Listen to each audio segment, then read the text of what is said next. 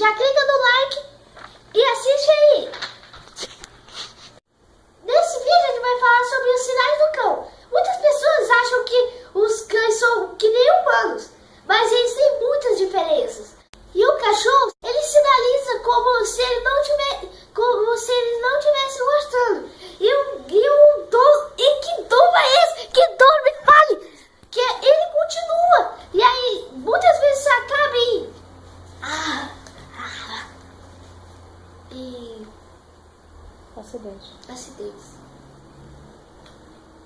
Tem muitas coisas que as pessoas fazem com os cães que eles não gostam. Não gostam de abraço, tipo assim, ó. Porque não tá aqui agora, ele está deitado nesse momento. Tipo assim, ó. Ele gosta de um carinho da barriga, ele gosta de um carinho na cabeça. No pescoço. E no pescoço, debaixo do queixo. Mas não fazer isso aqui. Que quando ele está incomodado. E se você estiver comendo um cachorro quente? E esse é o sinal.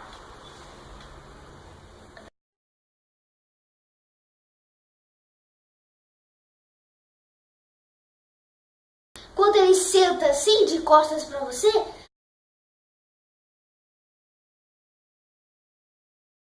você acha que ele tá ignorando você, que ele não gosta de você, que ele não quer pra você fazer o carinho dele. Mas muito pelo contrário, ele gosta de você, ele confia. Você sabe o que significa quando ele está com o rabo entre as pernas? Significa que ele está com medo. Se você identificou essa coisa que ele está com medo, é normal. É quando ele está com medo mesmo. Mas se não tem nada para ele ficar com medo, você tem que levá-lo ao veterinário. Pode ser alguma dor que ele está sentindo. Quando acha um cãozinho bonitinho, se for até de rua, um cachorro grande, um cachorro pequeno, até qualquer tipo de cachorro. Se você ficar olhando, tipo assim, ó,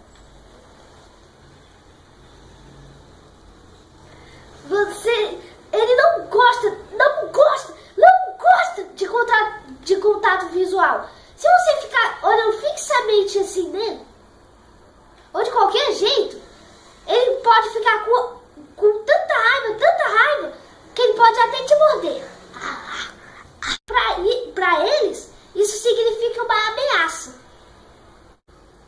Essas foram algumas curiosidades que eu queria ensinar a vocês. Se você quiser descobrir mais sinais do cão, acesse o primeiro link na descrição e conheça o Papo Cão.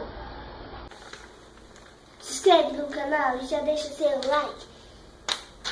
Isso pode até salvar você de um desastre. Então, que rap mais ruim esse menino fez? Now the